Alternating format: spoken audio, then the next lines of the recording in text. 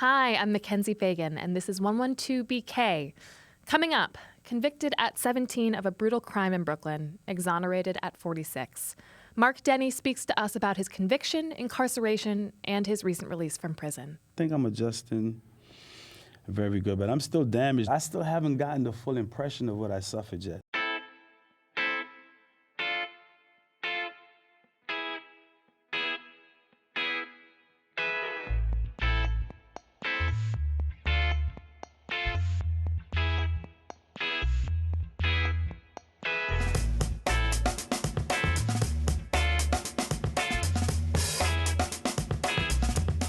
In 1988, 4 men were convicted of robbing a Brooklyn Burger King and raping one of the employees.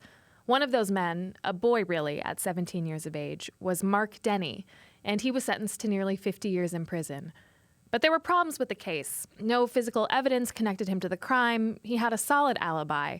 The victim ID'd him only after questionable police conduct, and Denny consistently maintained his innocence, even when it eliminated the possibility of an early release. After more than a decade, Cardozo Law School's Innocence Project took on his case. But under District Attorney Charles Hyne, Brooklyn prosecutors wouldn't take another look, despite having received letters from the 3 other culprits that Denny was not involved in the crime. Many more years would pass before the current DA, Eric Gonzalez, ordered the office's Conviction Review Unit to re-examine the case. And they found that the police had used flawed methods to connect Denny to the crime. Here's how it's described by the Innocence Project. Detectives showed the female victim a photo array that included Denny's photograph, and she did not select it. The next day, the detective placed Denny in a live lineup, and he was selected by the female victim, but not the male victim. This case presents a textbook example of what is known as commitment effect, where a witness's pure memory of the perpetrator's identity is contaminated by prior exposure to the same suspect in a different identification procedure. Here, the female victim, who was previously exposed to Mr. Denny in a photo array, selected him in a subsequent identification procedure.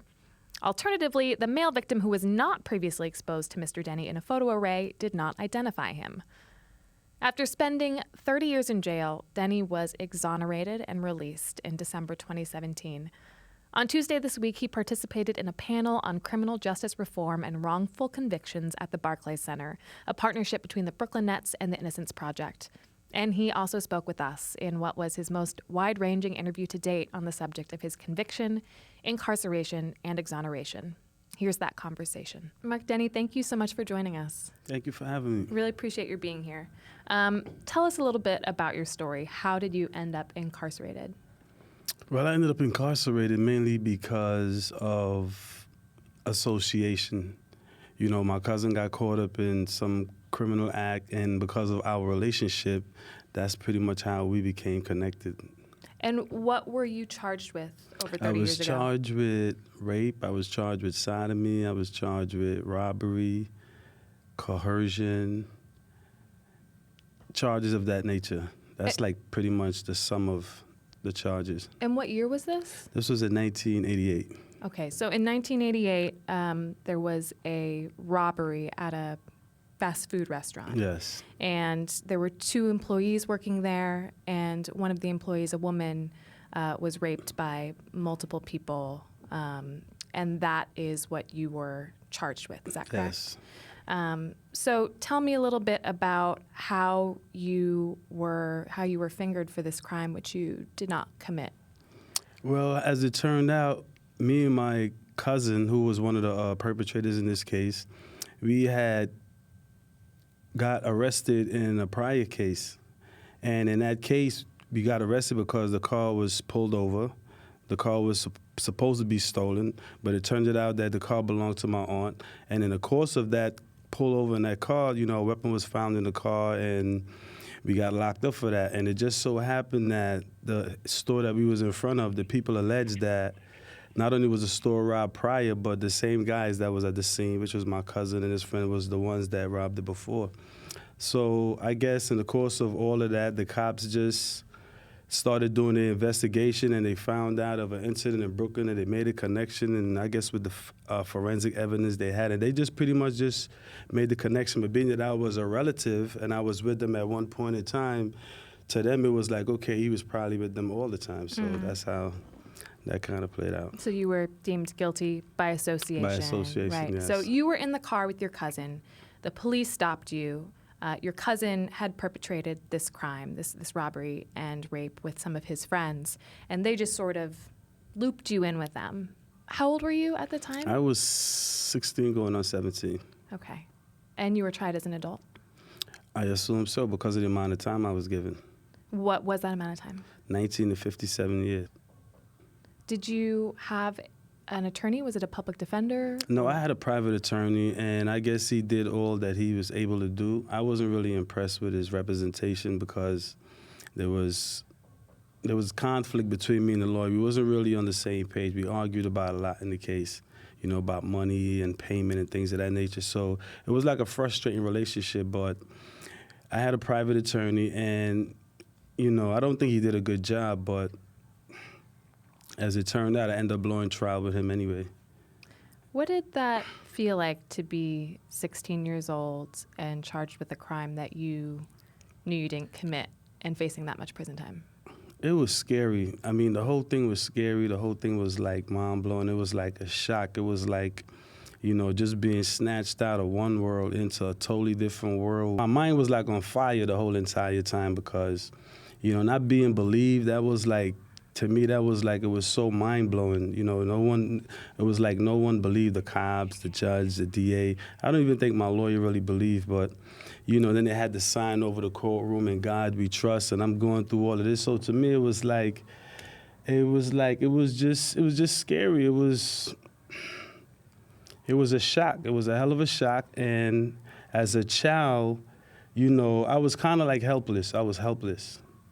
I was helpless because I was placed in a predicament, and I didn't know what to do. I didn't know where to go. I didn't even know how to begin to even get up out of it other than to keep protesting my innocence. But, for whatever reason, there was no place for the truth at that whole entire moment. For the whole 30 years, it was like almost no place for the truth.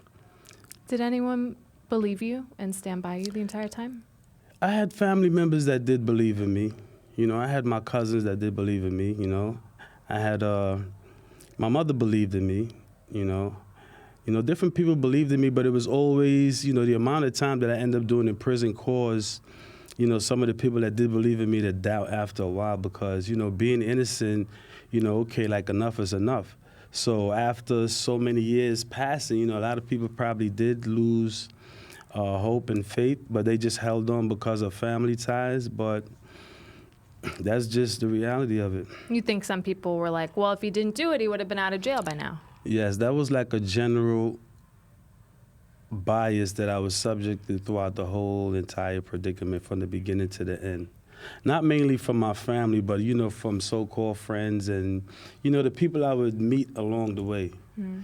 No one seemed to believe. It was very interesting for me to see that, no matter what, even the churches, it was a mind-blowing experience because it kind of opened my eyes to the fact that it showed me how vulnerable people's minds are and how susceptible it is to be misled by things that are not truth. And that's really, really scary, especially when that's happening to the people who you have to rely on to protect you and things of that nature. So I kind of felt like my back was against the wall. I think that it's scary for people to think that institutions can fail so terribly, that we live in a society where we have to believe that innocent people don't go to jail for 30 years. And then when it emerges that innocent people do go to jail for 30 years, it sort of shakes people's faith in the system. It's like we are conditioned to be judgmental without not really having the facts of things, because in life, a lot of things is subject to our opinions because not everything we are actually in a position to see or bear witness to. So our opinion plays a big part in the judgments that we come to. How long did you serve in prison? 30 years. 30 years. Did you always believe that your name would be cleared? I did in the beginning. In the beginning, I believe, and that belief is what kind of helped me because, as a child, the reality of my situation, it hit me, but it really, really didn't hit me until like years later in jail because under that childhood mentality, a lot of the critical and significant things wasn't really sinking in. It wasn't really registering. So, it was at the moment that I blew trial and they came back with the guilty verdict. I mean, throughout the whole trial, when the witness was pointing at me and saying that he was part of the people at the time, I felt so bad at that moment, man, because, I felt so hurt because of what happened to her. But to actually hear her said that, it was like, I felt so alone, I felt so and completely alone. But at the end of the day, it was my belief that I was innocent that actually kind of like kept me. And that belief hung with me for a very long time. But then after I started to put in appeals and they started to deny it and things wasn't working out, gradually I started to not lose the faith in my innocence, but started to lose the faith in people. It seemed like if they wasn't believing me, then what else could they possibly believe? My condition was so bad, it actually forced me into being religious. I was exposed to religion before I locked up, but I wasn't really a religious person. But my conviction forced me, it actually doomed me to the faith of actually believing in God. And that's actually where I actually found, my peace of mind. I got a little bit of clarity. I even got a lot of insights on, how to go about, reaching out for help. But it was really dark. I kind of lost faith along the way because after so long, I was like, and then I was praying and nothing was happening through prayer. And, I just kind of like lost faith overall. I kind of lost faith overall. But in the beginning, I was very optimistic. But that light just kept getting put out and put out and put out and put out. And it came to a point where it was almost put out because, I started to contemplate suicide. So I did lose faith along the way. But it was revived based on different things that happened. Family, me reaching out to the Innocence Project, them accepting my case. It kind of revived hope. But then even after that, I started to lose hope again because it took so long after they intervened for something to happen. And at that point, all the, feedback I was getting was making me very, doubtful about my chances of getting out because they was telling me that the forensic evidence was lost for whatever reason. And it's like I was clinging to that because, my word was my word since the very beginning, and that didn't hold no weight, obviously. So the only thing was left was a scientific aspect. And once I heard that wasn't there, I kind of like, that kind of like almost snuffed out my light. Mm-hmm. But it came to a point where it boiled down to the truth. The bare, honest, raw truth is what got me out of jail. So at the end of the day, I'm happy for that. I'm happy to see that, in the midst of all this darkness, there's always a spark of hope. So. Mark, I'm so sorry for what you experienced, and that doesn't seem like nearly enough to say, but I'm really sorry. Tell me a little bit about your involvement with the Innocence Project and how you found them, and then the work that they were able to do. Well, it was interesting because I kind of discovered a whole bunch of Innocence Project that's out there trying to help people. And I took a bunch of addresses and I started to write, and the one in Manhattan was one of them. And several of them responded. Several of them actually accepted my case. And the Innocence Project in Manhattan just happened to be one of them. But when the rest found out that the Innocence Project in Manhattan was interested, they kind of like backed off because I guess the Innocence Project at Cardozo was like top of the line, and they had the resources and the manpower. So they were like, and everything. They got you. So they're like, you know what, we're gonna back off and let them take care of it. If they can't do it for whatever reason, we'll pick it back up. And I was kind of happy because all these different help was coming at me. And, sure enough, the Innocence Project reached out to me and wrote me and told me they had my case. They was going to look into it. I felt so good. I felt happy. I felt revived. I was like, yes. But then when they wrote me back later on and told me that they couldn't do nothing because there was no forensic evidence in the case, they couldn't find the evidence to be tested for DNA, I kind of like, it just seemed like it was some type of dark force just following me, just snuffing out every light of hope that was popping up.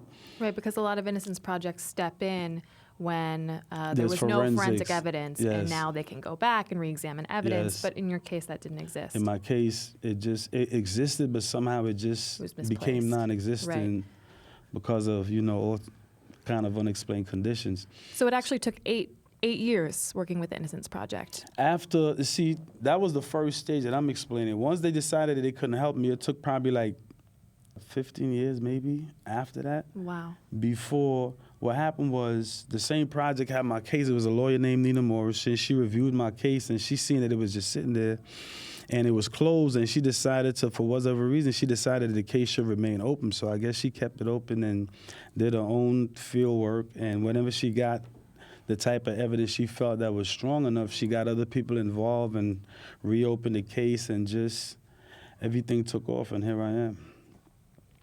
And initially, you were fingered by the woman who was raped, and I believe that the police showed her a lineup of photos, and your photo was among them, and she did not identify you. Yes. And then later there was an in-person lineup, and she did identify you, which has been called into question as bad procedure. Yes. Right? Because she saw you the previous day in the photos and then saw you again in the lineup, and you actually were not the assailant. Yeah, that's the procedure that was employed. That's the procedure that was used to, I guess, to manipulate the witness to make an identification. Right. And that's the procedure that just shows how corrupt, the police department was at the time. Right, right. But the thing is that, when you're a suspect, if this is the only witness that is alleging that certain things happen, and you show this witness my picture, and this witness did not pick me out, at that point, I'm no longer a suspect. Right, but they already had an idea in their mind, so they regardless of the idea in their mind, they have to go by a sequence of evidence in order to give them the authority to do certain things legally. Right. And in the sequence of things, you showed the witness a picture of me, and the witness didn't pick me out. I was no so you should longer have a been suspect. excluded from... Why would you come and get me 3 days later and put me back in front of the same witness? Right. For what other purpose? You're not the judge. You're not the jury. You see what I'm saying? So, like I said, it was an ugly case. Rape is an ugly case, as I learned, throughout the course of my experience. I became very sensitive to just sex offense, period. It's nasty, it's disgusting. And as I experienced, it brings out the worst in everybody. It brings out the worst in the cops, the lawyers, the judges. Even when I was arrested for the whole entire 30 years, the staff, the security, the inmates, it just brought out the worst in everybody. It brought out the worst in everybody. And it showed me, again, like I said from the very beginning, just how vulnerable our minds are. It kind of forces people, man, to just lose total faith in just authority, period. I haven't come to that point, thank God, because I read a lot. While I was in there, my experience put me in a position to read a lot. That was part of me reaching out and crying, is just to fill my soul with all different type of information and knowledge, just to give me, because I was really trying to understand why. That was my biggest question. Why this? Why that? Why this? Why that? They kind of put me on a mission of reading all different type of books on psychology, just a little bit of everything, philosophy, just to give me a bigger understanding of why things work the way that they work in life. And, one of the things that I learned that humbled me about the whole entire experience, which is what I believe kind of kept me afloat, is that, it's like, we really need each other. We really need each other because, the information is only as reliable as the people that we rely on or the information we rely on.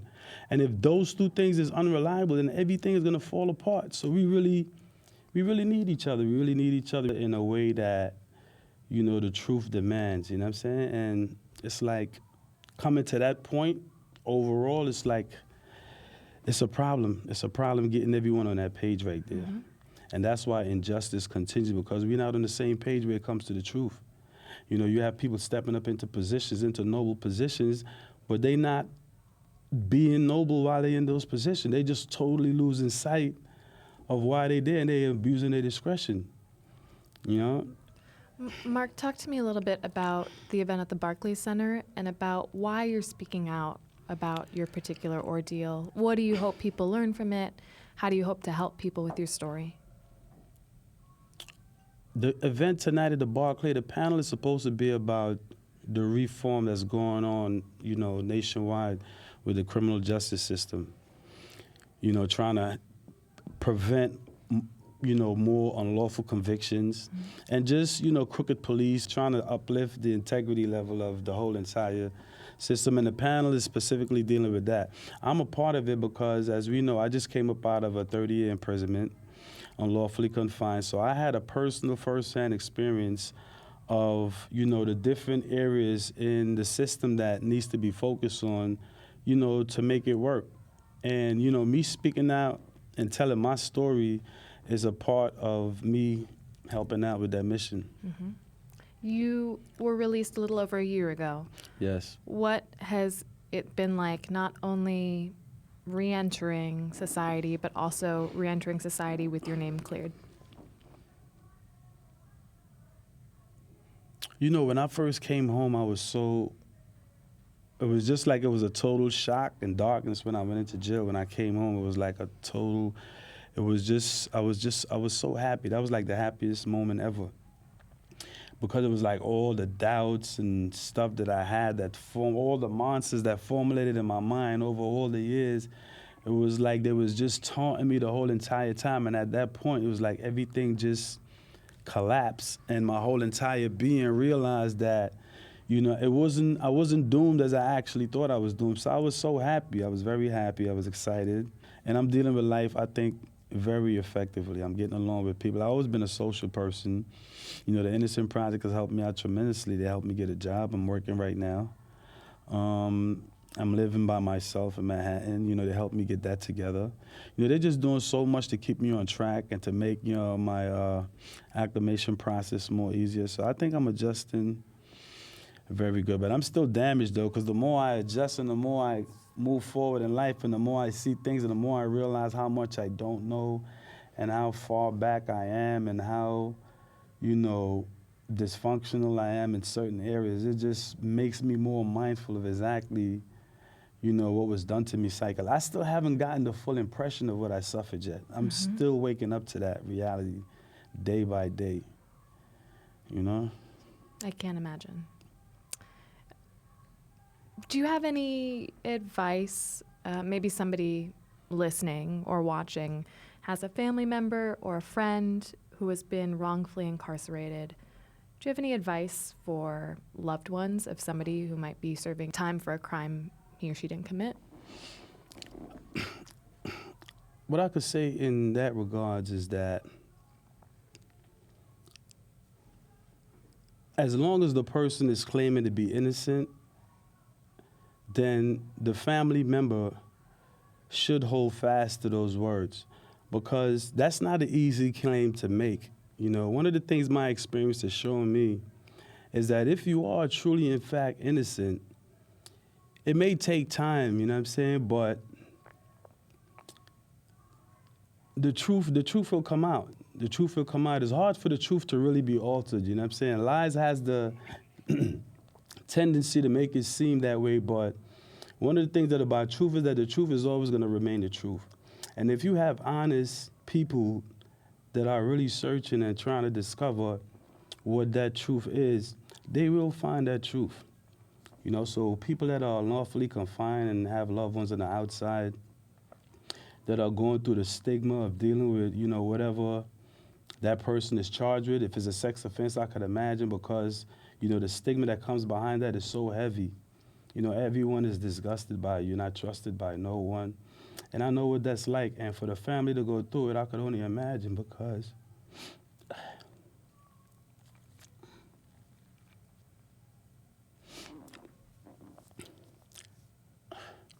because I lost my grandmother.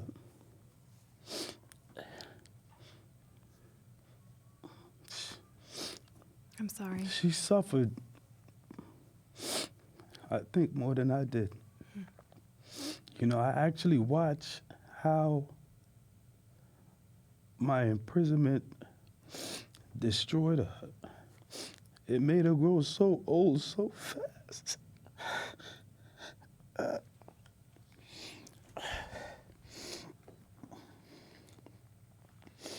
So I could imagine what it's like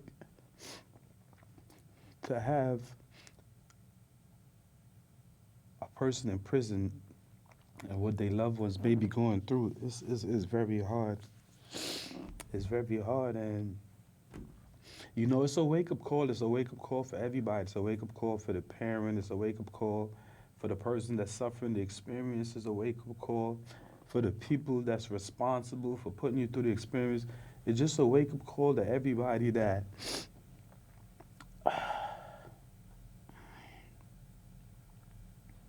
it's a wake-up call to everybody that we just need to be more